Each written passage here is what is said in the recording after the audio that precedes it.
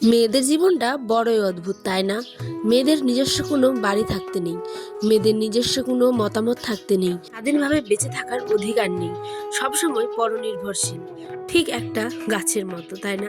যে গাছ উঠে দাঁড়াতে গেলেই হোঁচট খেয়ে পড়ে যায়, আর কখনো যদি বা দাঁড়ায় তাহলে তাকে আবারও তার পাশ থেকে সেই শক্ত লাঠিটাকে টেনে হিচড়ে ফেলে দেওয়া হয়, যাতে সে আবারও মুখ থুবড়ে মাটিতে পড়ে যায়। মেয়েদের বরাবরই নিজস্ব বাড়ি নেই, কখনো বাবার বাড়ি, কখনো শ্বশুর বাড়ি, কখনো স্বামীর বাড়ি, কখনো আবার ছেলের বাড়ি। এই করতে করতেই মেয়েরা জন্ম থেকে মৃত্যু অবধি কাটিয়ে দেয় হাসি মুখে। সংসারের প্রতি কত দায়িত্ব, কর্তব্য, ভালোবাসা, কত কিছু করে। তারপরেও হোক না সে কোনো সেলিব্রিটি কিংবা কোনো সাধারণ ঘরের গরিব ঘরের মেয়ে, কখনো কিন্তু নাম পায় না, কারণ ওই যে শ্বশুর বাড়ি যার কথা। ঠিক আছে, তুমি হাজার চাইলেও কারো মন একবারের মতো পাবে না, এটা বাস্তব। এটা হয় 100%-এর মতো 1%। আজকালকার যুগে দেখা যায় এই 2026-এ যে পেয়ে থাকে 1%, বাকি 9% কিন্তু একদম এটাই হয় বন্ধুরা। সত্যি, তোমার জীবনের সবথেকে গুরুত্বপূর্ণ মানুষ কে বলো তো? মা, বাবা, আর তারপরে তোমার স্বামী, সন্তান, তারপরে তুমি। সত্যি, ওই তো দেবলীনার দিকে নিয়েই বলছি, তোমরা তো এতক্ষণ বুঝেই গেছো মানুষ মানে কতটা, কি বলবো, শিক্ষিত হয়েও অশিক্ষিত আর কি। ঠিক আছে, একে বলবো আমি ডাইরেক্ট অশিক্ষিতই। এতটা অশিক্ষিত হতে পারলে মানে এমন কথাগুলো বলে, তাদের গভীরভাবে কোনো কথা হয়তো আমরা জানি না। সোশ্যাল মিডিয়া এটা নিয়ে অনেক ঝড় উঠেছে। ঠিক আছে, প্রত্যেকটা লোকই দেখছি বলছে, তাই আমিও ভাবলাম আমার মতামতটা আমি প্রকাশ করি। ঠিক আছে, কারণ একটা শিক্ষিত ছেলে তখনই শিক্ষিত যখন সে তার শ্বশুর বাড়ি, নিজের বাড়ি, নিজের, তারপরে তার সমস্ত কিছু কাজের জায়গা থেকে বলো কিংবা নিজের বাড়ির জায়গা থেকে সবসময় সে একটা ভালো মানুষ যতক্ষণ না হয়ে উঠতে পারে ততক্ষণ সে কিন্তু মানুষ হিসেবে গণ্যই করা উচিত না তাকে, তাই না? দেখো, সে একজন পাইলট, অথচ এত জায়গা, বড় বড় জায়গা থেকে পড়াশোনা করেছে, কত কিছু, কিন্তু আজকে একটা বেকার ছেলেও তাকে নিয়ে ভিডিও করছে। তাহলে ভাবো তো তার কোয়ালিটিটা কী টাইপের। সে কি করে ভাবতে পারে? হ্যাঁ, তাদের সংসারে হয়তো অনেক জটিলতা থাকে, তাই না? কিন্তু প্রত্যেকটা মেয়েরই জীবনে সংসারে কিন্তু হাসি মুখে সবসময় যেমন সব কিছু সহ্য করা যায়, আবার ঠিক সময় আসলে তার জবটাও দিতে হয়, নইলে তোমার জীবনের কোনো দামই নেই। সত্যি কথা। হ্যাঁ, আজকালকার মানুষেরা বিশেষ করে একটা জিনিস ঘরে ঘরে হয়, সেটা হচ্ছে ডিভোর্স। এই কারণগুলোর জন্যই হয়। যখন তোমার নিজের মানুষটা যদি ঠিক থাকবে, তারপরে না তুমি শ্বশুরবাড়ির হাজার একটা মানুষও যদি খারাপ হয়, তারপরেও না তুমি টিকে থাকতে পারবে। আর যেখানে তোমার নিজের মানুষটাই যদি তোমার মানে বেঁচে থাক মা না বেঁচে থাকার কারণ হয়ে থাকতে পারে, তখন কি তুমি সুস্থ মস্তিষ্ক নিয়ে বেঁচে থাকতে পারবে এই পৃথিবীতে? বলো তো, কখনো কি সম্ভব সেটা? একটা মেয়ে একটা শক্ত হাত খোঁজে সারা জীবন, তার বাবার হোক ছোটোবেলা থেকে, আর বড়োবেলায় বিয়ের পরেই তার স্বামীর, তারপরে যখন বৃদ্ধ হয়ে যায় তখন হচ্ছে তার ছেলের। একটা শক্ত হাত সবসময় একটা মেয়ে খোঁজে। ঠিক আছে, আর সেই শক্ত হাতটাই যদি মৃত্যুর দিকে তোমাকে ঠেলে দেয়, তাহলে তোমার জীবনটা কী হয় বলো তো? কিন্তু দেবলীনা নন্দী দিদিভাই, ঠিক আছে, তার কষ্টের জীবন আমি দেখেছিলাম কালকে ভিডিও, অনেক ভিডিও দেখেছি।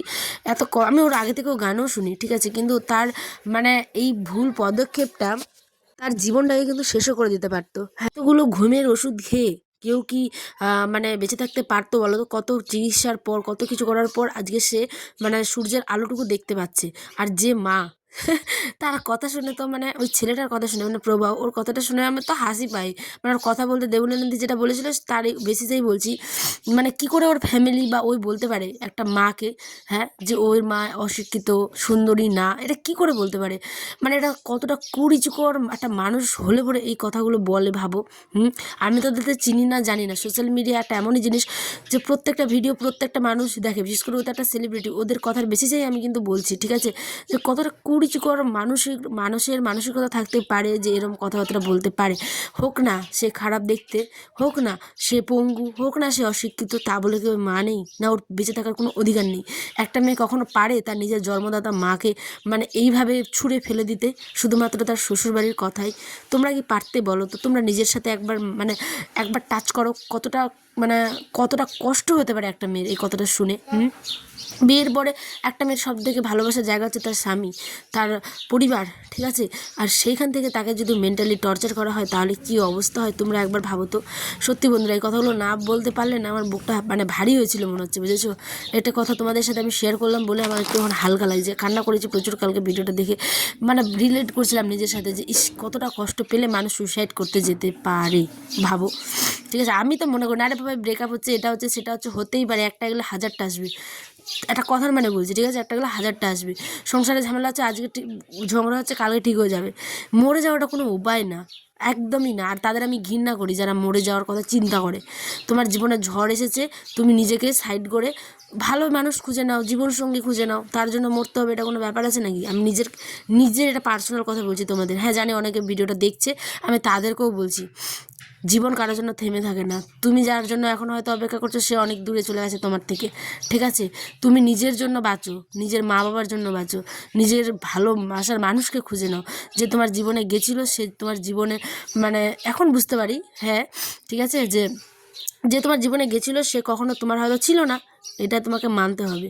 এটাই হচ্ছে বাস্তব, আমার জীবনের ক্ষেত্রেও হোক সেটা, কিংবা তোমার জীবনের ক্ষেত্রেও হোক সেটা, ঠিক আছে। তো অনেক কিছু বললাম, আমি নিজের জীবন দিয়েও তোমাদের বলছি আর কি, এটা আমার একদম মনের কথা। আমি হয়তো অনেকের কাছে অপরাধী বা অনেকের কাছে অনেক কিছু আমি জানি সেটা, ঠিক আছে, কিন্তু তারপরেও কিছু করার নেই। সময় সিচুয়েশান মানুষকে অনেক বদলে দেয়, ঠিক আছে। নিজের জন্য বাঁচো, নিজের কাছের মানুষগুলোর জন্য বাঁচো, কখনো কারোর জন্য মরার কথা জীবনেও ভাববে না, ঠিক আছে। একটা গেলে হাজারটা আসবে রে বাবা, কী দরকার। ওরম সংসারে থাকার থেকে না থাকা অনেক বেটার, অনেক বেটার। ওরম থেকে মানে ওরম একটা পাইলটের সাথে থাকার থেকে তুমি নিজের সুন্দর করে জীবন বাঁচো, ঠিক আছে। তার জন্য মরে যাওয়াটা কোনো উপায় হতে পারে না। তুমি মরে গেলে দুদিন পর তো সে ভালো করে আবার বিয়ে করে সংসার করবে, তখন তুমি কি করবে? তোমার এটা মাথায় আসে না? তোমার মায়ের জন্য তুমি এত কিছু করছো, তোমার মায়ের কি হবে দুদিন পর? তুমি ভাবো তো একবার, বুঝেছো। তাই অত কারোর জন্য চিন্তা করে লাভ নেই। হ্যাঁ মনিকটায় কোথাও হলে একটু দুর্বল জায়গা থাকবে, এটা স্বাভাবিক, সারা জীবনই হয়ে এসেছে, এবারও হবে, ভবিষ্যতেও হবে, এটা হবেই, প্রত্যেকটা মানুষেরই হয়। তা বলে মরে যাওয়াটা কোনো সিচুয়েশন না। আর তাদেরকে তো একদম ঘেন্না করা উচিত। এত সুন্দর পৃথিবী রয়েছে, বেঁচে থাকবে, এত কিছু আছে, তোমার জীবনে সব সুখ আছে, তোমাকে সেটা সুখ খুঁজতে হবে, বুঝেছো। তো যাই হোক, অনেক কিছু বললাম। আজ আমি রাত্রে বানাচ্ছি, অনেক দিন থেকে আয়নের বাবা খেতে চাইছিল আলুর পরোটা। তো আলুর পরোটা দেখো একদম নরম তুলতুলে সফট হয়েছে, একটু সামান্য ঘি দিয়ে ভাজি, আর এদিকে একদম ধনেপাতা টমেটো দিয়ে মশলা দিয়ে ঘুগনিটা করছি, সেই সফট হয়েছিল আলুর পরোটাগুলো। দেখো 6খানা পরোটা বানিয়েছিলাম, আর সাথে ঘুগনি, একটু মাংসের গ্রেভি আর আলু চোখা। তো আজকে রাত্রে আমাদের এইটাই ডিনার। আর ওই যে বললাম মানে সংসারের কথা তুমি নাম পাবে না যতই করো, ঠিক আছে, এটা হচ্ছে মেয়েদের জীবন। আর এত কিছু করেও বরের মন পায় না, আমি বিশেষ করে ওটা একটু তোমাদের মজাই করলাম। কারণ এই যে দেখো এখানে আয়নের আব্বা খাবে, মানে কেন বললাম, এখানে দেখো এত কিছু রান্না করলাম কষ্ট করে কতক্ষণ ধরে, ঠিক আছে, তারপরেও ওর প্রিয় একটা মুভি দিয়েছে, তো একটু তোমাদের সাথে শেয়ারও করেনি। দেখো মানে যে খুব ভালো হয়েছে কি এটা সেটা, একদম মুভি ওর পুরো কী বলবো, পাগল একটা লোক, ঠিক আছে, মুভি ভালো পাগল আর কি। তো এখানে খাচ্ছে আর যে বারবার মুভির দিকে দেখছে, দেখেছো। তো এত কিছু করার পরেও নাম নেই, মানে তুমি যতই করো নাম পাবে না, ঠিক আছে।